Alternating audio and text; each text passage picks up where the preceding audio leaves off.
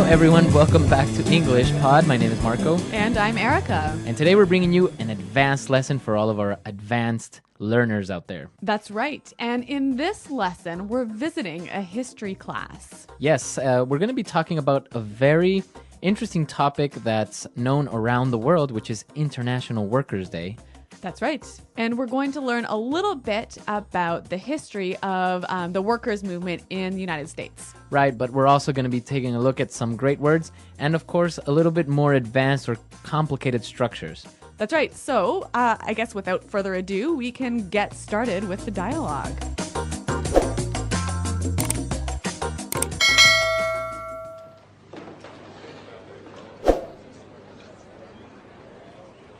All right, everyone, settle down. Let's get started.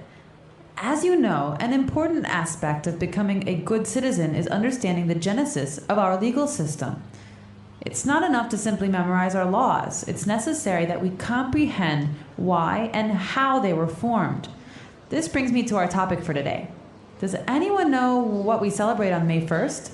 Cinco de Mayo.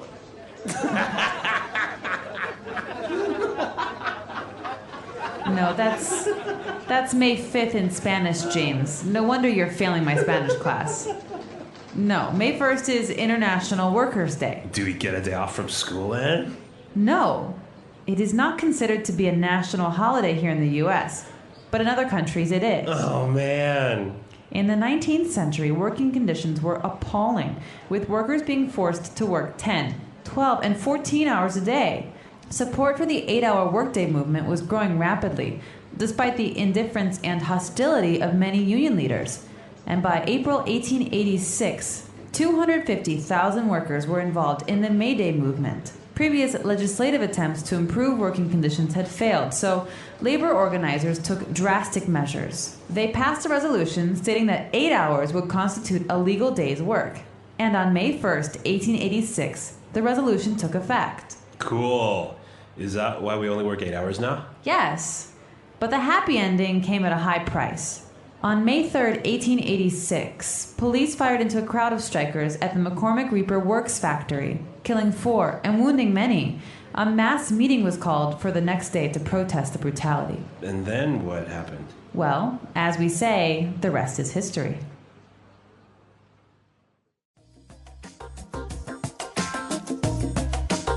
All right, so we were in a history class and we learned something new, something interesting, right? Yeah, International Workers' Day. It says it's not celebrated in the U.S., but in many other countries it is. Right, on May 1st, a lot of people have a day off, so that's always good. Yes. All right, so why don't we take a look at some of the words that we saw in this dialogue, which were maybe a little bit different or difficult in language takeaway.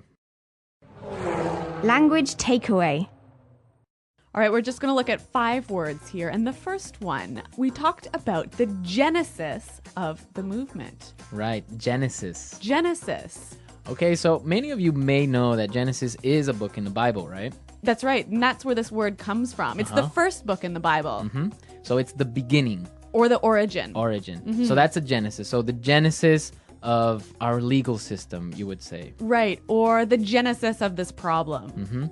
So it's the origin. Yeah, it's a little bit of a formal word, isn't it? Yeah, I guess maybe you can say the origin or the beginning. Yeah, but maybe in an academic setting, you can talk about the genesis. Yes, very good. All right, what do we have next? Well, one of the reasons why the workers' movement got started was because of the appalling working conditions. Appalling. Appalling. If something is appalling, It's shockingly bad. very, very bad. Yeah. So now if something is appalling, like the working conditions were appalling, That's right. you would feel appalled. Exactly. I'm appalled at your behavior. Okay, so it's almost like you are disgusted. Yeah, that's right. Yeah. Very, very strong word. Yeah, very strong. Okay.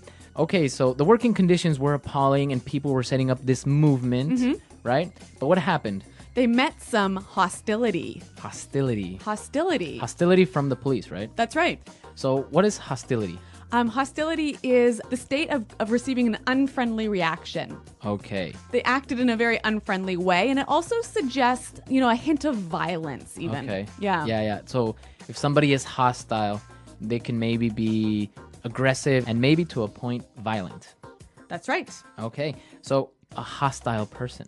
Yeah, or a hostile environment, a dangerous environment. Okay, hostility, hostile. Very good. Yeah.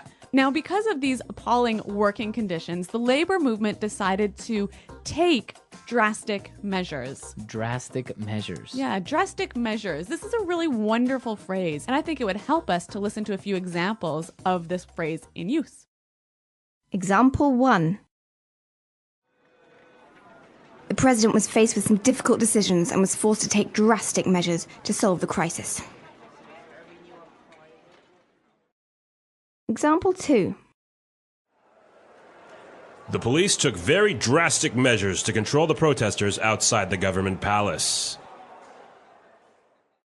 So we understand drastic measures as extreme actions or decisions, right? Yeah, exactly. I think there's a saying that says desperate times call for drastic measures. No, desperate times call for desperate measures. Oh, dang.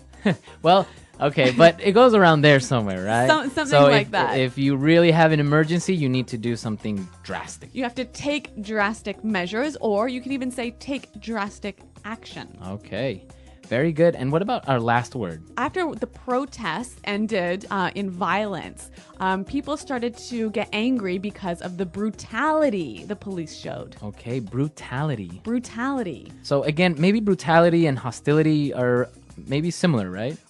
A little bit similar. So brutality is the state of being harsh or very forceful. Okay, so brutality. Now, we also use the word brutal. Right. So that means harsh or very forceful. Now, sometimes we can use that word, but not in a harsh or forceful way, right? Yeah, and it's quite, I might say something like, oh my God, that test was brutal. Uh-huh, it was brutal or... So it was really hard or really difficult. Right, so that's what you're saying with this word, that it's very hard or it was very intense. Yeah, maybe one more example. Okay, so for example, I can say, oh, I went for a run today and it was brutal. I'm so tired. So it was really difficult. Yeah. Brutal. And Marco, is this something that's used by everyone? That phrase, brutal, using in that context would be for younger people maybe. Not really, you wouldn't really hear older people using it like so that. it's a little bit slangy. Yeah. Okay. All right. Great. So those are 5 interesting vocabulary words. As Marco mentioned, we want to look at some more difficult structures now in Fluency Builder. Fluency Builder. Okay, so we have some phrases that we saw in this dialogue. And, well, let's start with the first one. Well, the teacher opens his discussion by talking about how an understanding of the legal system is an important aspect of being a good citizen. Okay, an important aspect. An important aspect. So, well, maybe we know the word important, right? So what's Obviously. an aspect? A part of something, an important part of something. Okay, so the teacher started with an important aspect of and then specified the idea or what part it belongs to. Right, so it usually follows this form. Noun is an important aspect of noun. Okay, So for example, quality control is an important aspect of keeping customers happy. okay, perfect. A part of. Very good. So aspect sounds a little bit more formal or just a lot more intelligent, right? Yeah, professional. And actually, this is a wonderful way of setting up your idea. So the teacher said that it's an important aspect of understanding the legal system was understanding its origins or its genesis. Yep. And then she moved on and said that it's not enough to simply memorize laws. That's right. It's not enough to simply do something. Okay. So the beginning of this sentence, it is not enough to simply something. Mm-hmm. By starting a sentence like this, you are indicating that more is required, right? So here, it's not enough to simply memorize the laws. We're saying that most people just memorize the laws, but they need to go further. And understand them. Exactly. Another example would be, it's not enough to simply pass your exams. You must get good grades as well. Right. Or maybe in a business context. It's not enough to simply satisfy your customers. You must impress them. Okay, very good. So that's a very good way of starting out this idea of more is required. That's right. More is required. All right. All right. Well, I want to move on to one final point here. I found this sentence to be really, really interesting. They passed a resolution stating that 8 hours would constitute a legal day's work. Okay, so why is this interesting? Well, I found that, there's 2 verbs going on here. They passed a resolution that 8 hours would constitute a Okay. legal day's work. So we've got 2 verb times going on here at the same time. And I'm wondering about this one would. Okay, so what's happening here? Obviously, this happened in the past. It's like about 100 years ago, right? Right. So the resolution was passed 100 years ago. Right? So this is going on in the past. Right. But there was a future action that was going to happen in consequence of this. Right. So the resolution stated that 8 hours would constitute. So that's like the primary action was the passing of the resolution. And the result is this sort of this event that happens in the past but is a future event to the first primary event. Does that make any sense at all? So this is called the future in the past, right? That's right. Okay, so it's a grammar structure. Many of you maybe know the simple present or the future tenses, but this is a little strange one. And as we said, so maybe it's a little bit difficult to understand the grammar in general. So why don't we take a look at some more examples of how we would use this future in the past? Example 1. The president said that he would cut taxes by 5%. Example 2. I made a promise that I would not smoke anymore. Example 3. Carl told me he would buy a new car. Okay, so now I think it's clear this whole idea of the future in the past, and we'll also be answering any questions on the site if you have any problems, right? That's right. Okay, so why don't we listen to the dialogue one more time, and then we'll come back and talk about this holiday, which is the International Workers' Day.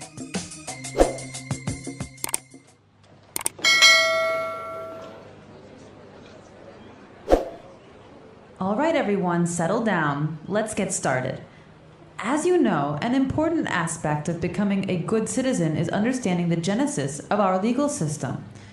It's not enough to simply memorize our laws. It's necessary that we comprehend why and how they were formed. This brings me to our topic for today. Does anyone know what we celebrate on May 1st? Cinco de Mayo.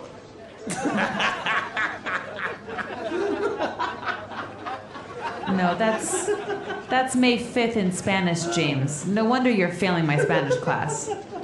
No, May 1st is International Workers' Day. Do we get a day off from school then? No, it is not considered to be a national holiday here in the U.S., but in other countries it is. Oh, man. In the 19th century, working conditions were appalling, with workers being forced to work 10, 12, and 14 hours a day. Support for the 8-hour workday movement was growing rapidly, despite the indifference and hostility of many union leaders. And by April 1886, 250,000 workers were involved in the May Day movement. Previous legislative attempts to improve working conditions had failed, so labor organizers took drastic measures. They passed a resolution stating that 8 hours would constitute a legal day's work. And on May 1st, 1886, the resolution took effect. Cool. Is that why we only work 8 hours now? Yes, but the happy ending came at a high price. On May 3rd, 1886, police fired into a crowd of strikers at the McCormick Reaper Works factory, killing 4 and wounding many. A mass meeting was called for the next day to protest the brutality. And then what happened? Well, as we say, the rest is history.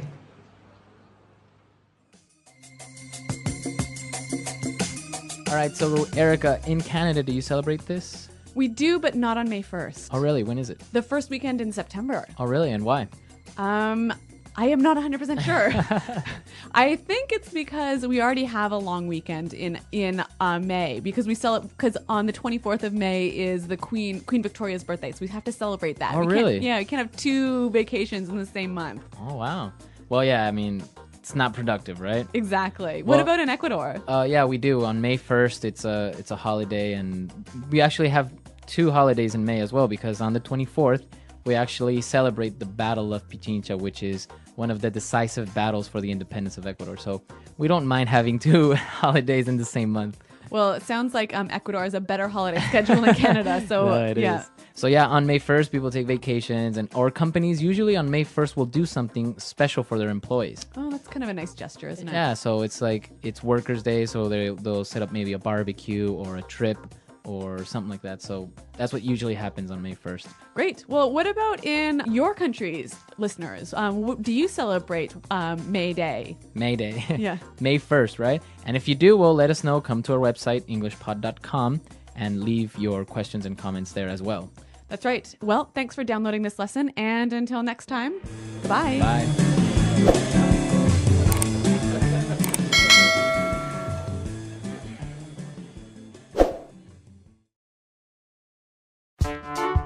The English Pod Audio Review. Listen to the meaning, then say the vocabulary word. Relax, become calm. Settle down. Part. Aspect. Origin, beginning. Genesis. Understand it deeply. Comprehend. The day that all people in a country will be on holiday. National holiday. Terrible, horrible, shocking. Appalling. Showing no interest in.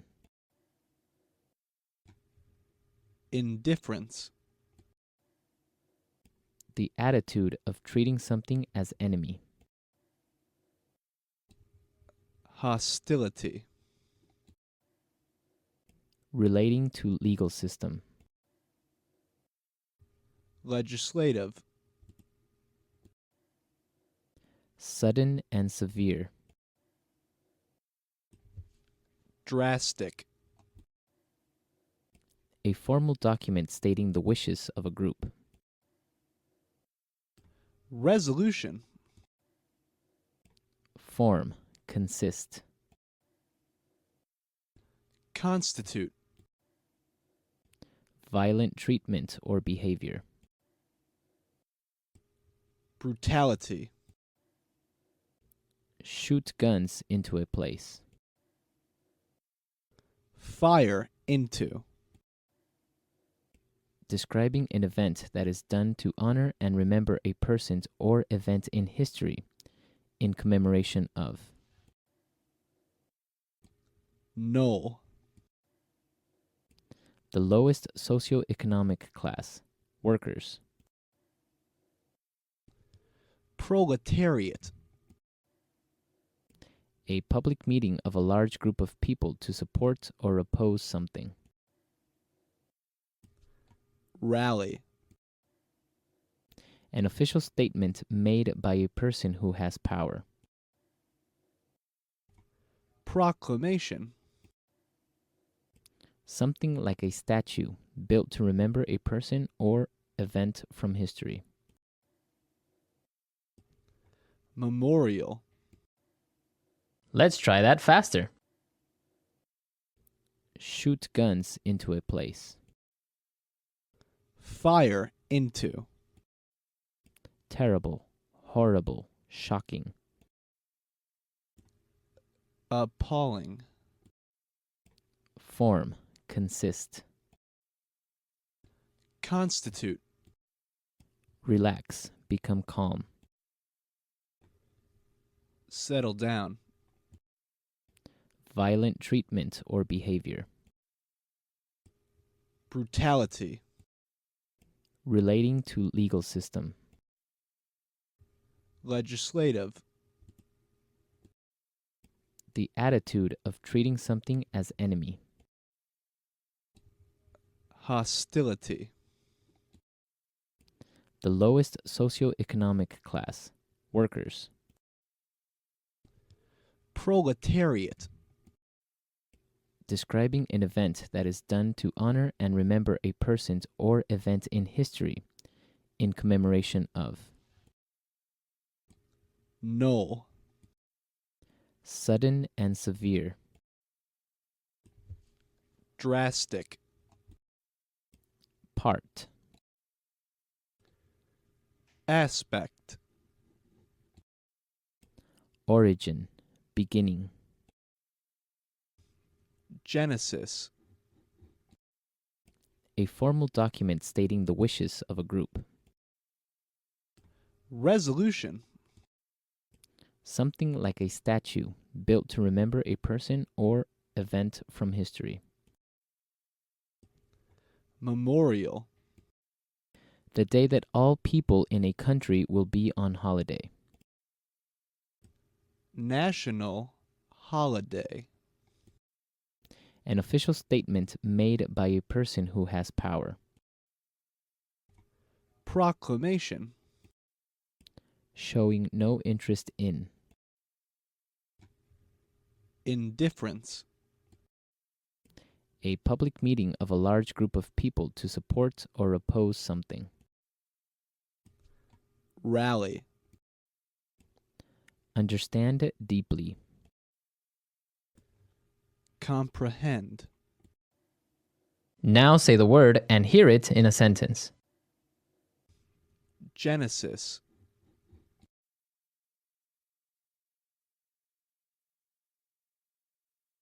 How did you get started on this project? What was its genesis? Genesis.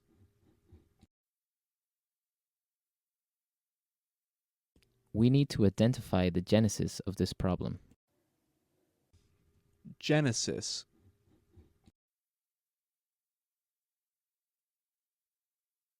I'm studying the genesis of the feminist movement. Appalling.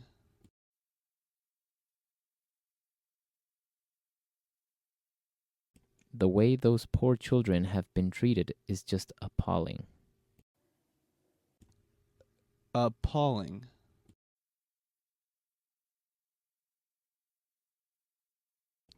I'm absolutely appalled by your behavior.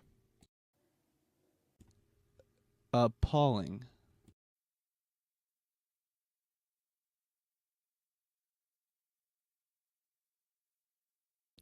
The service in that restaurant was appalling. It took 45 minutes for them to bring us our wine.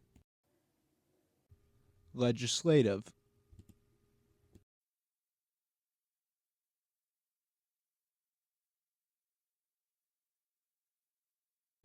We can't just rely on self-enforced policy. We must find a legislative solution.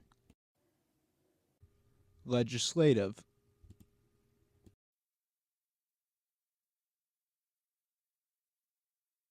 I don't know much about the legislative process in the U.S. Legislative.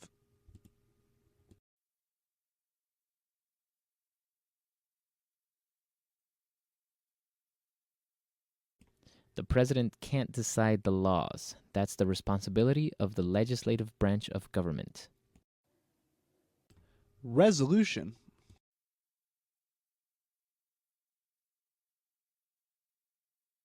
The board will vote on a resolution asking the president to resign. Resolution.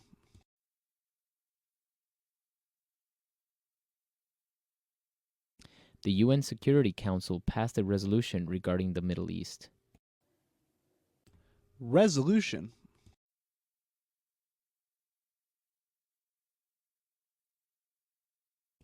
A resolution was introduced in the Senate supporting states' rights.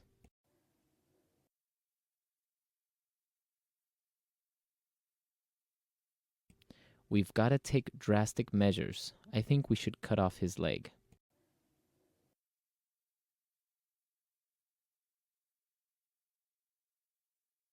This calls for drastic measures. I'm declaring a state of emergency.